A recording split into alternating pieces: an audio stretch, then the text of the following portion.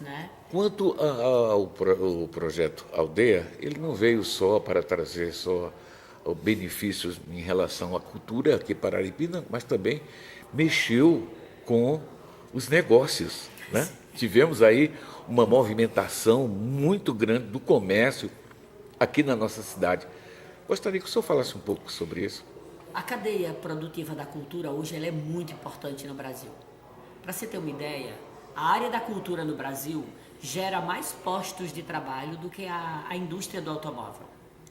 A diferença é que a indústria do automóvel tem salários fixos, todo mundo é de carteira assinada e tem uma regularidade maior. E na área da cultura tem uma certa sazonalidade, uma informalidade, os salários são mais baixos. A grande vantagem é que os postos de trabalho que a cultura gera no Brasil estão espalhados pelo país inteiro. Seja uma capital, seja uma cidade grande como é Araripina, seja uma cidade pequena como é Bodocó. Né? A cultura ela gera postos de trabalho em todo canto e é uma indústria que não é poluente, é uma indústria de construção de saberes. E a indústria do automóvel ela está concentrada só em poucas cidades brasileiras e nós sabemos como o automóvel, ao mesmo tempo que nos permite o deslocamento, que é nosso conforto e nosso transporte, é também uma indústria poluente. Então assim, agora o povo brasileiro não sabe disso, que a cultura gera tanto posto de trabalho. Isso é uma questão. A outra questão, eu vou pegar essa aldeia como exemplo. Há 12 dias que o Sesc hospeda gente em 3 hotéis da cidade. Que o Sesc alugou carro. Não somente o Sesc, os grupos que vêm participar alugam veículos. Aí tem beneficiando restaurantes, farmácias, empresas que cuidam de transporte, de som, de luz, de grid, de tecido, de alimentação, que favorece o pipoqueiro, o vendedor de cerveja, que favorece, quer dizer, quando você começa, o vendedor de alimento, quando você começa a observar, lá no Sesc, aqui no Sesc Lê de Araripina, tem um muro todo pintado de grafite, tá lindo. Quantas tintas os artistas tiveram que comprar para pintar aquele grafite? Isso é verdade. Né? Então, a economia na área da cultura, ela circula muito dentro da própria cidade. Por isso que é importante que o empresário da cidade valorize o artista da cidade.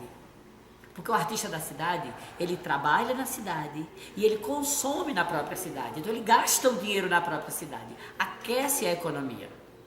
Se a gente tirar dos municípios os calendários culturais, a gente vai ver o prejuízo que gera.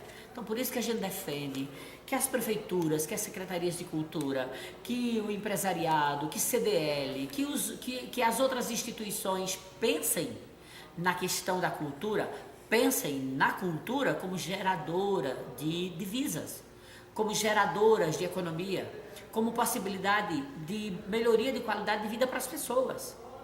Né? Então, a aldeia Princesa do Araripe, são 12 dias de realização, são 12 dias em que muita gente está lucrando com isso, né? E são os artistas que geram essa possibilidade. Então, acho que vamos respeitar os artistas, vamos acreditar neles, vamos investir neles, porque eles também são geradores de economia, de possibilidade, de saberes, e são pessoas do bem.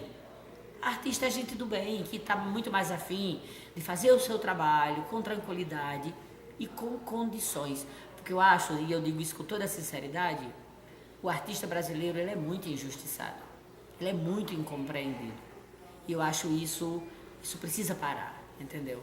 Isso a gente precisa entender o artista como um trabalhador, a artista como profissão, como geradora de economia, mas principalmente como aquele profissional que trabalha para a melhoria da qualidade de vida de todo mundo em todos os sentidos. Eu não sei se a pergunta que eu vou lhe formular agora cabe dentro do que o senhor terminou de falar agora.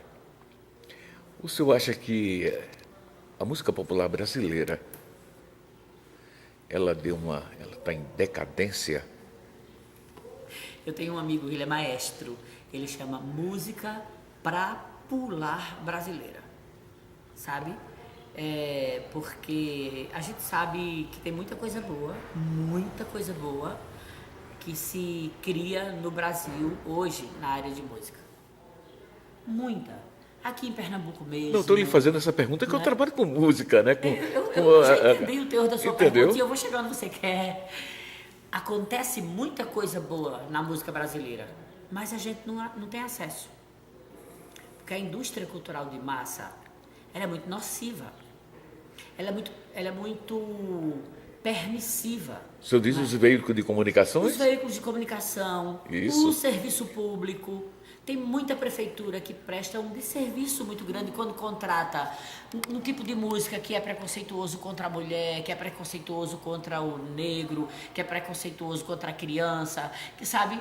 Então você vê que eu fico impressionado quando eu vejo uma Secretaria de Cultura de um município aí brasileiro contratando determinados artistas que trabalham o erotismo de forma desrespeitosa, que não respeitam a criança, entende? E eu não estou sendo careta nem falso moralista não, porque eu acho que a arte é o lugar da liberdade. Agora, por que os meios de comunicação de massa, que a televisão aberta, que os canais de televisão só divulgam o que há de pior na música brasileira? A boa música brasileira, as televisões não mostram e as rádios não mostram. Então isso termina desqualificando a música brasileira. A música brasileira é muito boa. Não essa música pra pular brasileira. Essa que a gente fica, sabe, o tempo inteiro pulando. Eu gosto de festa. Eu gosto de dançar. Eu gosto de pular numa festa. Mas, poxa vida, é incrível. São as mesmas coisas, né? É uma indústria em que um pouquinho de nada... É como o futebol. O futebol é uma indústria que é importantíssimo, o futebol é importantíssimo no Brasil. O futebol de várzea, o futebol de bairro. Mas só quem lucra com o futebol é uma minoria. Isso não é justo. Isso não é uma visão social justa. A questão da arte, da música é assim. Fica um pequeno grupo de artistas ganhando bilhões com a arte de má qualidade, com música de má qualidade, e os bons artistas mendigando, sem condições, porque a rádio brasileira não abre espaço, porque a TV brasileira não abre espaço. Isso a gente não pode ficar calado, entendeu? Tem música boa, agora ela está escondida, porque os veículos de comunicação não mostram, porque só pensam em dinheiro, só pensam em lucro, e aí termina mostrando muita coisa ruim, que é um lixo sonoro, sabe? Muita coisa que tem aí nas rádios e nas televisões brasileiras não é música, é lixo sonoro. Bom, quero lhe agradecer imensamente, mais uma vez, a oportunidade de conversar com o senhor, desde o primeiro momento que tivemos a primeira edição do projeto Aldeia Princesa do Araripe, e agora na segunda edição. Isso porque mostra, né, a preocupação do SESC, não só aqui de Araripina, mas no país inteiro, de alavancar a cultura. Quero lhe agradecer imensamente a oportunidade. A Rádio Livre PR se sente honrada em conversar com o senhor, sobretudo em relação à música, que foi muito importante isso aí. Porque a minha emissora é uma rádio online. Sim, e eu viso o quê? A boa música. Eu conheço a rádio, a gente já conversou outras vezes. Eu estou olhando aqui o programazinho porque tem uma atividade que vai continuar. A exposição, depois que a feira termina, é uma exposição de fotografias super bonita sobre as feiras de Pernambuco, inclusive de Araripina. É uma exposição que está lá no SESC e que eu convido todo mundo, mesmo depois que a aldeia terminar, essa exposição continua. E as outras atividades do SESC. Procure conhecer as atividades do SESC. Às vezes eu quero pedir desculpa também se às vezes eu falo muito inflamado, sabe? Não. Porque é impossível falar sobre a boa qualidade da arte brasileira e saber que ela está escondida porque não é mostrada, né? O papel da gente, do SESC, é dialogar com as cidades, é dialogar com os artistas, é valorizar os artistas locais, entendendo que arte e cultura precisa ser oferecida ao povo todos os dias. Igual saúde, igual educação, igual habitação. Política de cultura tem que ser política para todos os dias. Tem que ser aquilo que precisa estar no cotidiano das pessoas.